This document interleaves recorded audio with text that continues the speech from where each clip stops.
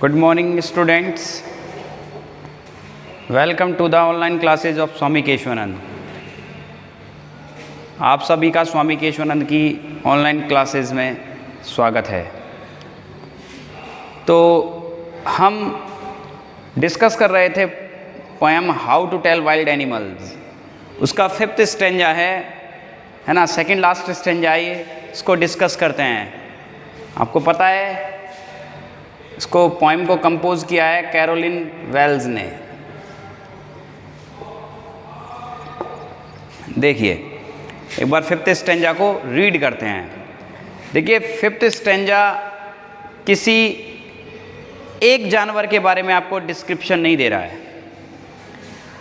इस स्टेंजा में पोइट ने आपको 2 एनिमल्स, 2 जानवरों के बीच में एक डिफरेंट बताया है। कहने का मतलब पोइट यहाँ आपको 2 जानवरों के बीच में डिफरेंटिएट, जो अंतर है, जो भेद है, उसको बताती है। देखिए वो 2 जानवर कौन कौन से हैं। पहला जानवर है क्रोकोडाइल और दूसरा है हाइना, मगरमच्छ और लगड़बग्गा। लगड़बग्गा कहते हैं जिसको, है ना, हाइना। 2 जानवर हैं, एक तो क्रोकोडाइल है और एक हाइना है। दोनों के बीच में आपको यहाँ डिफरेंस बताया जाएगा। पॉइंट आपको यहाँ डिफरेंस बता रहा है कि दोनों के बीच में क्या डिफरेंस है। तो एक बार रीड करते हैं और फिर हम बाद में इसको एक्सप्लेन करेंगे। देखिए, 2 distinguish beasts of prey, a novice might nonplus. ये सेंटेंस रॉन्ग लिखा गया है ना। रॉन्ग इसलिए लिखा गया है ताकि राइम स्कीम बनी रहे। बाकी ये वर्ड होना चाहिए था नन प्लस्ड, है ना, यानी पैसिव में यूज होता है ये हमेशा, है ना। May be confused, might be nonplussed. तो डिस्टिंग्विश का मतलब पहले मीनिंग देखते हैं, होता है पहचानना, आइडेंटिफाई।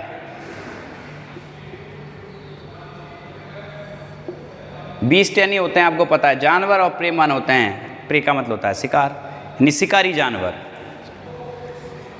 देखिए यद्यपि टू डिस्टिंग्विश माने पहचानने में, बीस्ट ऑफ प्रे का मतलब हो जाएगा शिकारी जानवरों को, यानी वो जानवर जो दूसरों का क्या करते हैं, शिकार करते हैं, जो बड़े डेंजरस होते हैं। शिकारी जानवरों को पहचानने में, शिकारी जानवरों को, खतरनाक जानवरों को पहचानने में, ए नोविस, नोविस का मतलब हिंदी में होता है नौसिखिया। क्या होता है? नौसिखिया, यानी जो किसी काम में नया नया हो। इंग्लिश में कहेंगे बिगिनर। क्या कहेंगे? बिगिनर। नौसिखिया, नया नया, है ना। A person who is new in A job, एक व्यक्ति जो किसी जॉब में, जो किसी कार्य में नया नया है, उसको अनुभव नहीं है। आप इनएक्सपीरियंस्ड पर्सन भी कह सकते हो। Inexperienced person.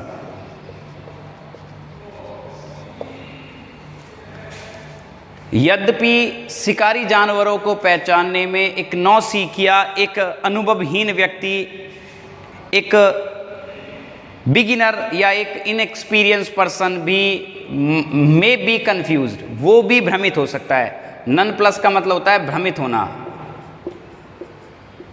इंग्लिश में कहेंगे कन्फ्यूज्ड, पजल्ड।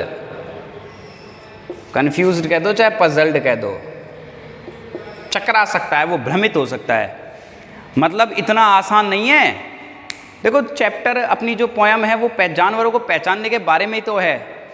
तो जो पॉइंट है वो रीडर्स हैं, जो पढ़ने वाले हैं, उनसे उनका जो ध्यान है वो ड्रॉ करता है, उनका जो ध्यान है उसको ड्रॉ करता है अपनी ओर, और उनको ये बताना चाहता है कि जो जंगली जानवर होते हैं, जो शिकारी जानवर होते हैं, जो खूंखार होते हैं, बड़े डेंजरस होते हैं, उनको आइडेंटिफाई करना कोई इजी टास्क नहीं है।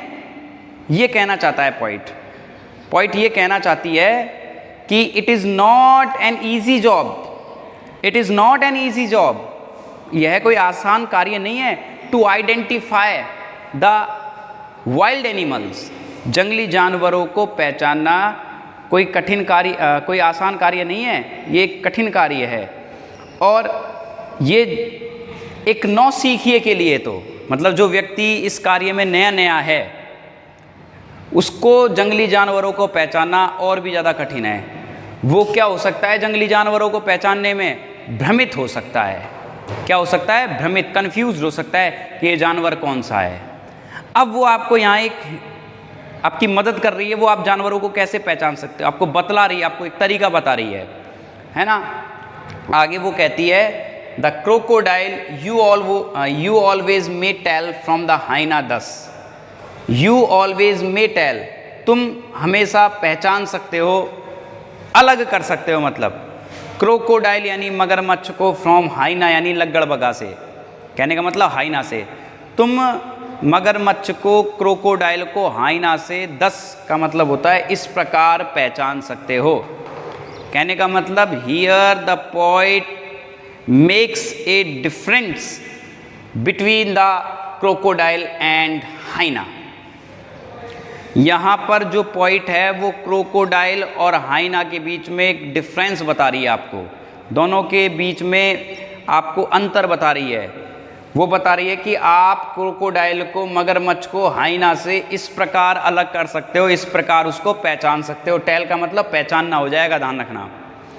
The crocodile you always may tell from the hyena thus, तुम मगरमच्छ को हाइना से इस प्रकार पहचान सकते हो। अब वो जो मेन लाइन है कैसे पहचानना है, वो आखिर की 2 लाइनें हैं।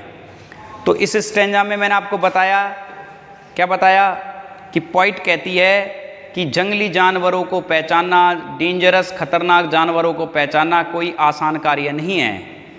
उनको पहचानने में एक नौसिखिया व्यक्ति भ्रमित हो सकता है, उसको समझ में नहीं आएगा कि ये कौन सा जानवर है, वो भ्रमित हो सकता है।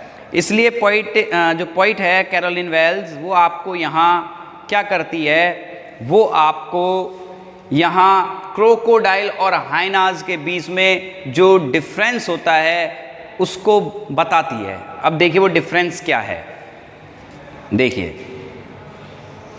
ये लाइन है वो, देखिए hyenas come with merry smiles.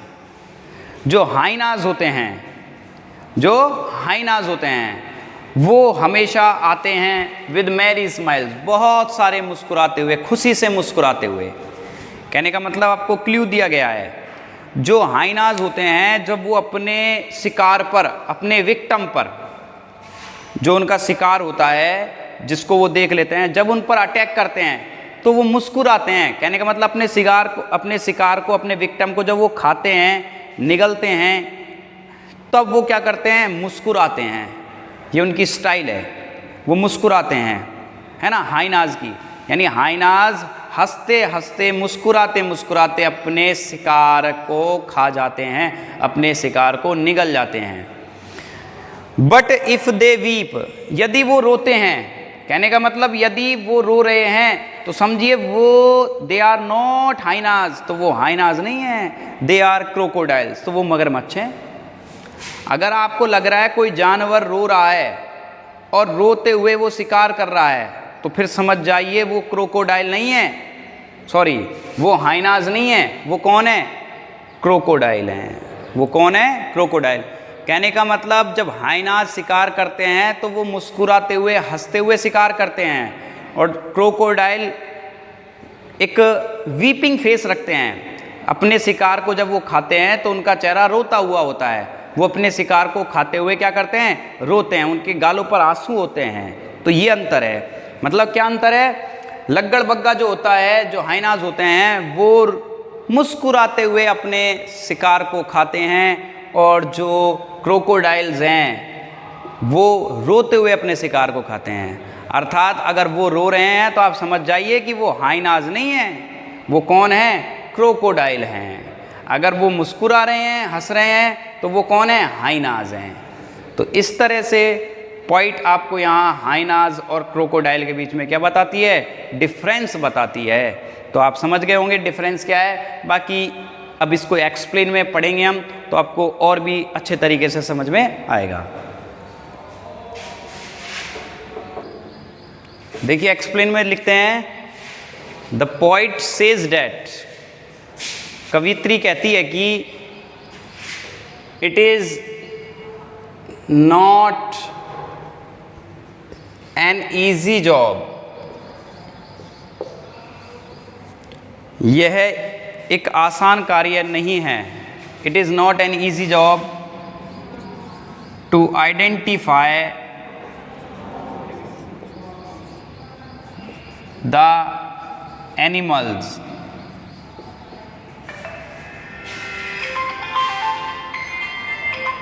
It is not an easy job to identify the beasts of prey भी लिख सकते हो, या टू आइडेंटिफाई द एनिमल्स, या टू आइडेंटिफाई द, अब बुक की लैंग्वेज में लिख दो आप, थोड़ा वो डिफिकल्ट हो जाएगा, बीस्ट्स ऑफ प्रे। नहीं तो मैं इसको ऐसे भी लिख सकता था, थोड़ा लेंदी करके, बड़ा करके, it is not an easy job to identify the animals who hunt other animals for food, जो भोजन के लिए दूसरे जानवरों का शिकार करते हैं, मतलब शिकारी जानवर, वो प्रे का मतलब वही हो गया। तो मैंने इसको थोड़ा और भी संक्षिप्त रूप में लिखा है। तो it is not an easy job to identify the beasts of prey, जो जंगली जानवर हैं उनको पहचानना कोई आसान कार्य नहीं है। देखिए थोड़ा सॉरी फॉर डिस्टर्बिंग यू। तो शिकारी जानवरों को पहचानना कोई आसान कार्य नहीं है। इनको पहचानने में जो एक नौसिखिया होता है वो क्या हो सकता है? एक नौसिखिया जो व्यक्ति है, एक इनएक्सपीरियंस पर्सन है, वो भ्रमित तक हो सकता है ना। तो it is not an easy job to identify the beast of pray,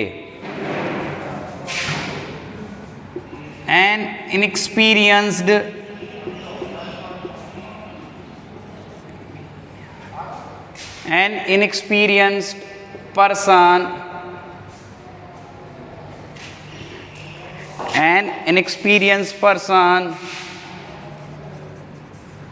may be confused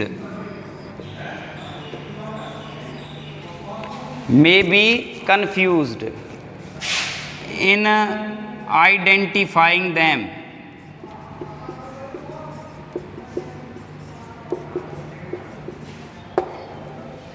एक अनुभवहीन व्यक्ति में बी कन्फ्यूज्ड, भ्रमित हो सकता है, इन आइडेंटिफाइंग दैम, उनको पहचानने में। यानी एक अनुभवहीन व्यक्ति भी उनको पहचानने में क्या हो सकता है? भ्रमित हो सकता है।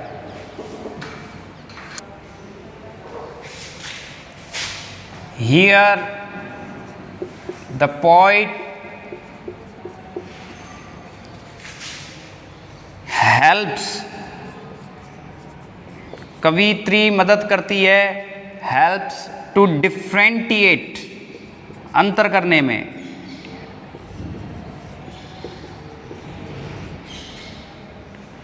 Here the poet helps to differentiate the crocodile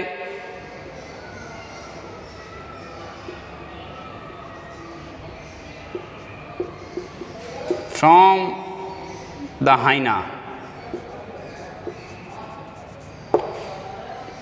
जो कवि है यानी कवित्री है वो मदद करती है क्रोकोडाइल को हाइना से अलग करने में, डिफ्रेंटिएट करने में।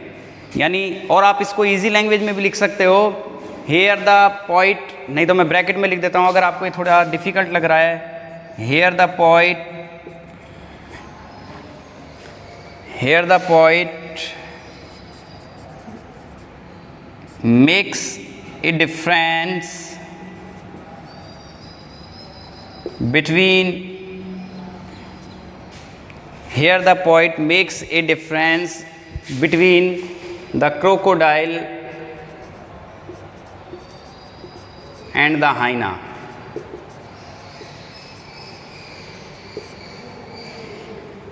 ये भी लिख सकते हो आप। अब देखिए क्या डिफरेंस है, वो लास्ट की लाइन आपको लिखनी है। डिफरेंस क्या है वो देखिए,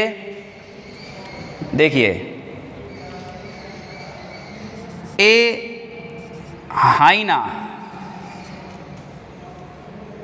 ए हाइना always, a hyena always smiles when it, हाइना के लिए मैं इट लगा रहा हूँ, एक हाइना हमेशा मुस्कुराता है when it eats, जब यह खाता है its victim, अपने शिकार को। एक हाइना हमेशा मुस्कुराता है जब यह अपने शिकार को when it eats its victim, जब यह अपने शिकार को खाता है। on the other hand, जबकि दूसरी ओर, on the other hand, जबकि दूसरी ओर। क्रोकोडाइल क्या करता है? क्रोकोडाइल क्या करता है? रोता है। आपको पता है क्रोकोडाइल क्या करता है? रोता है। एक crocodile always, a crocodile always weeps लिख लो या cries लिख लो, एक ही बात है। एक crocodile always weeps when, बहुत ईजी लैंग्वेज में लिखा है, इसको डिफ़िकल्ट भी लिख सकते थे हम, लेकिन थोड़ा ईजी में लिखा है। ए crocodile always weeps when it eats it's victim, जब यह अपने शिकार को खाता है। एक क्रोकोडाइल हमेशा रोता है जब यह अपने शिकार को खाता है, और एक हाइना ऑलवेज स्माइल्स, हमेशा मुस्कुराता है when it eats it's victim, जब यह अपने शिकार को खाता है। तो इस तरह से वह हाइना और जो क्रोकोडाइल है उन दोनों के बीच में डिफरेंटिएट वर्ब है, दोनों के बीच में अंतर पैदा करती है, अंतर क्रिएट करती है। कैरोलिन वेल्स इस तरह से आपको जंगली जानवरों को पहचानने के तरीके बतलाती है। अब जो लास्ट स्टेंजा है हमारा, वो स्टेंजा हम नेक्स्ट वीडियो में डिस्कस करेंगे, क्योंकि अगर इस वीडियो में डिस्कस करेंगे तो थोड़ा वीडियो लेंथी हो जाएगा, इसलिए नेक्स्ट वीडियो में उसको डिस्कस करेंगे। वो लिजार्ड और कमीलियन के बारे में है। गिरगिट और छिपकली को आप कैसे पहचान सकते हो उसके बारे में है। तो थैंक यू।